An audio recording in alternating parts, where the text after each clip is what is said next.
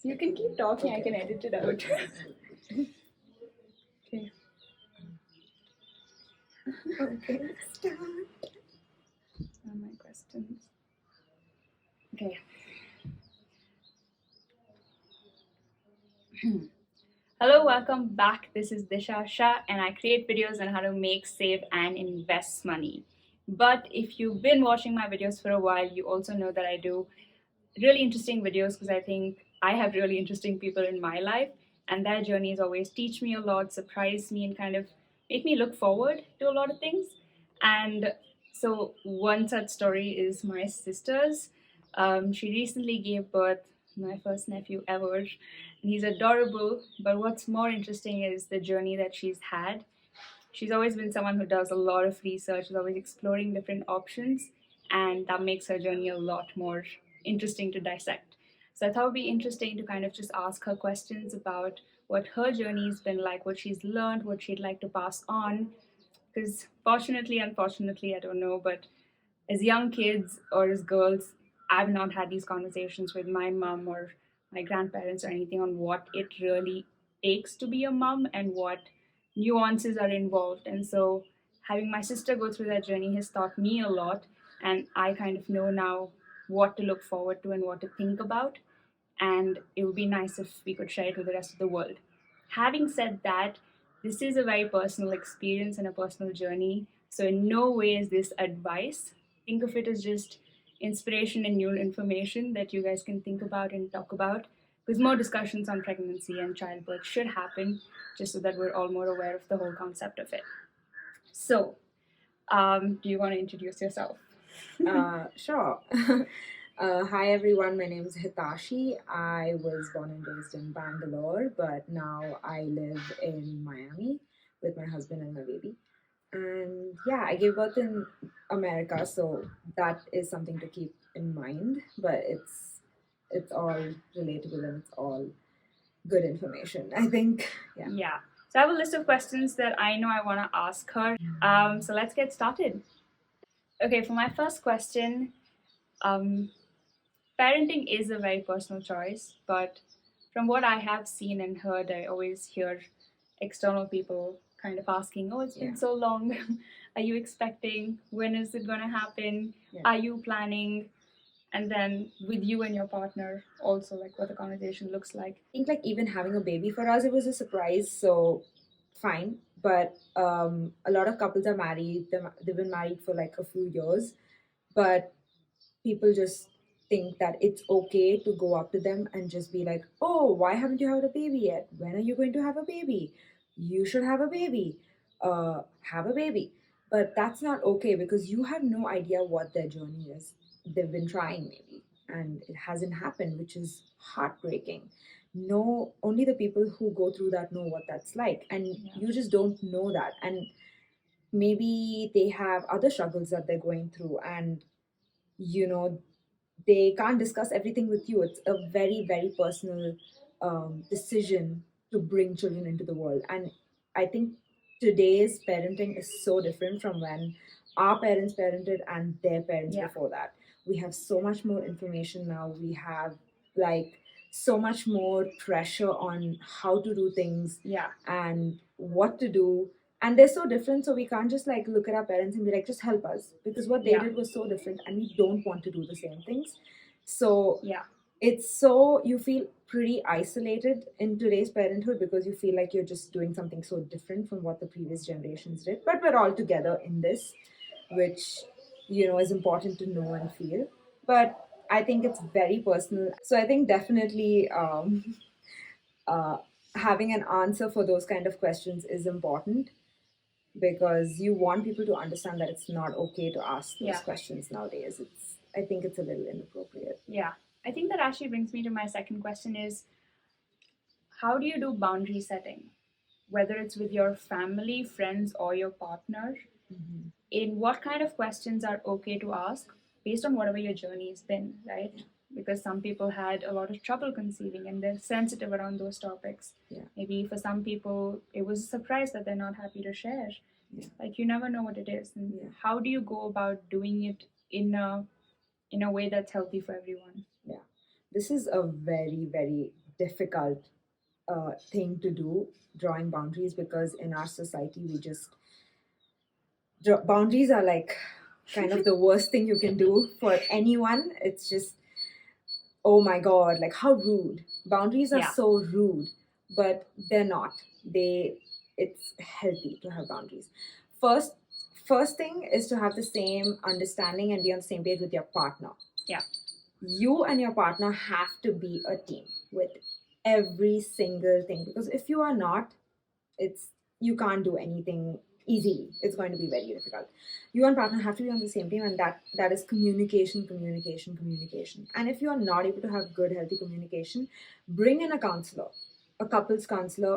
They are wonderful. Have them there between and communicate to get it going, because I think we haven't seen our parents really Yeah. communicate or have healthy communication.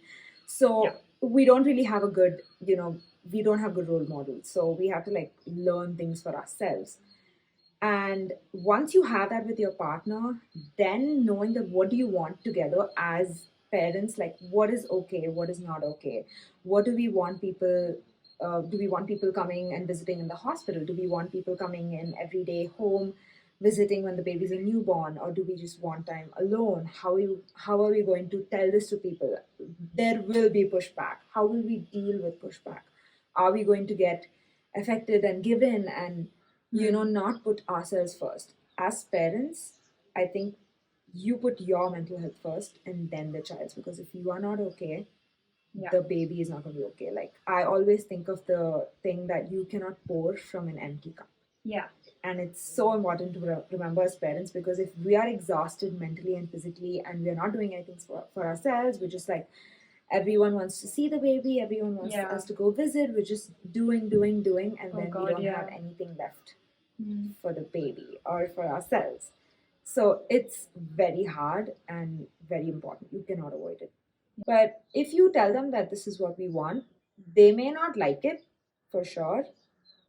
Many people may not like it, and that's fine. You Yeah. will, I think that's very important. Like, when you become parents, you will disappoint a lot of people for a lot of reasons. Mm. People will just be like, oh, we don't like that. It's okay. And if you're a people pleaser, which many of us are, it's hard. So, okay, this is actually my favorite question. The different options while giving birth. I didn't even know these options existed until I saw my sister like explore them and Yeah. like talk about them and like pick one of the interesting options. So tell us how that happened. Yeah. So I think everyone thinks of, oh, I'm pregnant, I'm going to give birth. It's obvious we are going to a hospital, Yeah. right? I didn't do that. I had a home birth. I had my baby in a two-bedroom apartment in Miami, which was amazing. But how I came to this conclusion is, before I even got pregnant, I found out what a doula is. In America, they have doulas, women who are just there with you, with the mother, emotionally, physically, to support you informationally, everything. So I was like, that's so interesting. And I did a course Yeah. to actually become a birth doula. And that was very eye opening. And as I was doing that, I got into watching documentaries and learning a lot about our bodies and what we can do. And I was like, this is amazing. Yeah. And I said, why should I have my baby in a hospital where people go when they're sick? Yeah. Right? When you need help because you have health issues, you go to the hospital. But having a baby is one of the most natural things ever.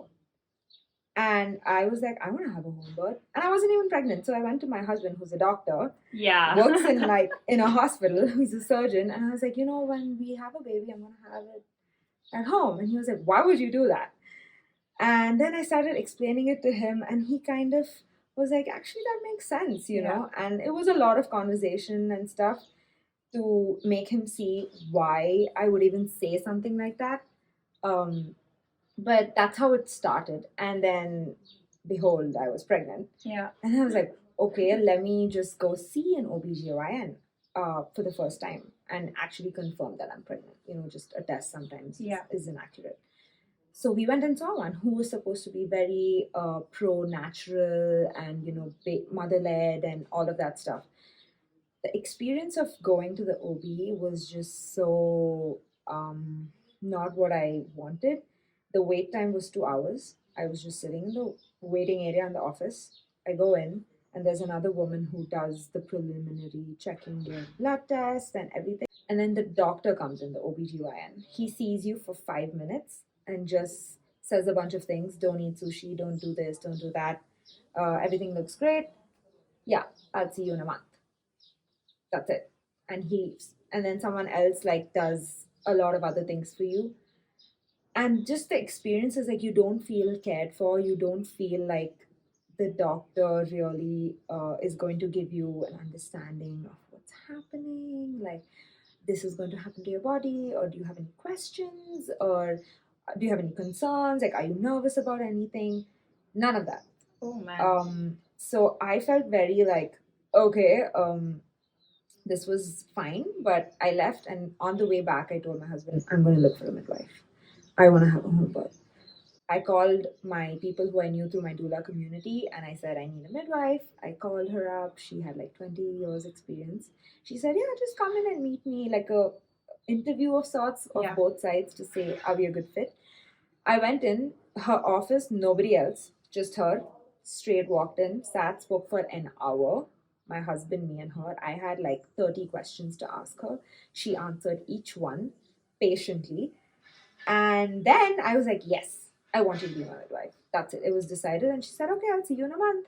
And each month I would go and it would be 45 minutes to an hour that she would sit and chit chat with me. How are you feeling? Are you feeling the baby kick? And she would do all the blood tests and everything. But it was very like personal. There was nobody else in the office waiting because it's just one at a time. Immediately she sees you. And it was just the most amazing experience. And like that was just amazing. And apart from that, like the financial aspect of it, in America it's pretty expensive to have a baby in the hospital, even if you have insurance. And it's cheaper to have a home birth or a birth center birth, which comes to the point that there's mostly three ways you can give birth, three places: a hospital, at home, or a birth center, or I think in India they're called birth homes. Birth homes are kind of like maternity homes. They're very homely, and they have all the things like for ready for giving birth, and they have midwives, trained midwives. They have women to help you out. So you feel like you're at home and you're just giving birth, but you do have extra care if needed. And in case something goes wrong, like a lot of people are like, "What if something goes wrong? Yeah. What are you gonna do?" Like, one thing you need to understand is that when there's a complication, even in the hospital, it's not that they immediately wheel you into the operation room when you have a C-section. Yeah. There is a huge wait time. They have to call the OBGYN, they prep you for surgery. It's like 2-3 hours till you're in the OR, even if it's an emergency C-section. Got it. Right? So if you're at home and the midwife who's with you is like, I'm not sure about this, we can go to the hospital. The ambulance is there in 5 minutes, and you're in the hospital in another 5 minutes. It's totally safe. So you do prepare, like you're not going into it blindly. Definitely. So that comes to the preparation part of it. Yeah. When a lot of women get pregnant, they just think that I'm pregnant, I'm going to go see my doctor and they will take care of me. Yeah. That's it. You put all your trust into the doctor that they're there for you and they will take care of you. Yeah. I think that that is not the best approach for birth because the doctor does not push the baby out. Yeah. You do. And it is your body doing everything and you are feeling everything in your body. Right? And if you don't know what you're feeling, you're going to feel anxious. Yeah. What is happening? What is happening? I'm feeling this. I'm feeling that. Yeah. Everything is anxiety inducing. And you ask the doctor and they don't know what's happening. So they're like, oh, you're feeling this? Let's do a C-section. I don't know what's going on. Let's do a C-section. So knowing what's going on in your body, doing the reading of the books, pregnancy books, different birth education classes. What I did was hypnobirthing. It's I think a 1.5 month course that you do online or in person, and it just teaches you that this is what's happening to your body, and this is how you may know that you're in labor, how you feel in labor, what's going on, how you should breathe, what you should do, and what should your partner do, because your partner is very, very involved during the labor. If you have a partner who's like, I'm not going to be around, That's, I don't know what that's strange in many ways. Nowadays, most partners want to be there because their baby is Yeah. being born. So that's important. Preparing yourself mentally, physically, emotionally for labor and birth, because it's you and your Yeah. partner who are doing this, bringing your baby into the world. Be prepared, Yeah. and you feel empowered when you Yeah. have all the information. And when people ask you, why are you doing a home birth, and you have the right answers, you feel so empowered that I know what I'm going into.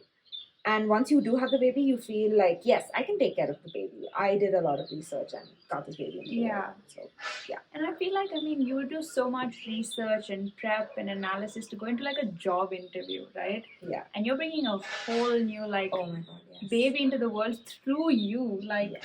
you really should learn. Instead of Yeah. treating it like a job, like, oh, I got pregnant now to get a baby, I feel like I've really seen her at least dig into it with such an eye of curiosity. Yeah, I think that's Yeah. that's a good way to put it. Like, I was very curious. Yeah. What happens, how it happens, what's going to happen. Because I don't think we ever had these conversations with our moms, and we would ask them, they'd be like, yeah, this happened, I went to the hospital, and yeah, everything was fine. It's changed so much. Yeah. And you want to be prepared and not blindsided when the doctor just says, oh, you need to do this test. Yeah. And like in the US, right, they check everyone for Down syndrome. In India, it's only if you're about 35 years old, but in the US they just do it, and it's a very invasive test. Like, they go into the amniotic sac.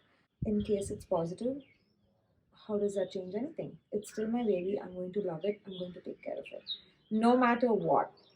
So I was like, I don't want to do this invasive test, because I did a lot of research on what happens after you do the test, like what can be the risks with the test. Yeah. A lot of women don't know that they can say no. Yeah. Yeah. And even for like cervical checks. So when you're in labor, they want to check how many centimeters you're dilated. You can say no. You know that? Did you know that? You can just say, No. I don't want to be checked right now. No. You can, because it's your body and they are putting your hand in a very vulnerable opening in your body. You can just say, no, I don't want to be checked right now. You have full autonomy over what they do to your body. Yeah. They can say, I'm a little concerned about this and that and how much you're progressing, and that's why I want to check you. It's informed consent. And then you also feel more confident about being checked. Exactly. Or, yeah. or it's not going to be like, oh, I'm just going to check you, and they're like, just shove their hand, and you're like, great, way to be greeted. Hello. Yeah. But you can definitely say no.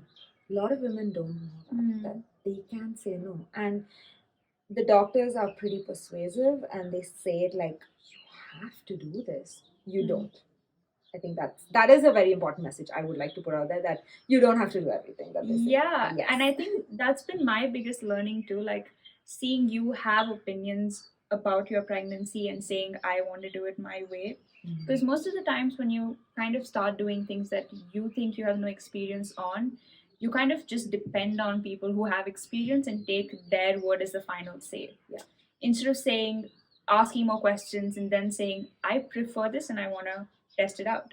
But that obviously comes with your own research and like your own surety of your decisions. Yeah. But yeah, I do think like you can make your pregnancy journey very personal. Yeah. Like instead of it being like doctor dependent, parents depending even. Yeah. Very informed, personal, and empowered. Yeah. What more could you get? Like, you can feel like a goddess when you are like, no, I don't want this because I know that it's not necessary. Yeah. Telling a doctor that in a country where doctors are treated like gods, like, oh, what if the doctor says? Yes, they do know a lot, but not about birth. And most OBGYNs are men who've never done it. So really, you know more because it's your body. Yeah, in and this everybody case. is different. Like if you feel some things are not working out for you, there are best practices. Best practices are always evolving. That's how you get the next best practice. Yeah. So even with this home birth thing, I'm so happy that now we have one experience at home, and that kind of now in my head it's not just in hospital. I have the option of home birth in hospital, and now I have someone with experience, so it's normalized for me.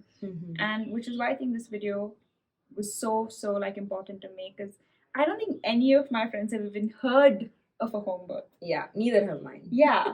Yeah. So Like, it just really opens Yeah. up so many windows. I would love for this to reach young girls in their early 20s, mid 20s. You have to have more information on hand and not depend on just other people to like help you out. Yeah. That's very true. Hello, sorry to cut off the video in between, but there is a part 2 coming. So in part 1 we covered everything that you have to prepare for, boundary setting and all of that pre-birth. In part 2 you will see questions for what happens after the baby comes out. So stay tuned, subscribe to the channel and like this video if you enjoyed it. Leave me cute sweet comments down below, and if you stayed till the end of the video, then the highest in me recognizes the highest in you, and I will see you again in my next video.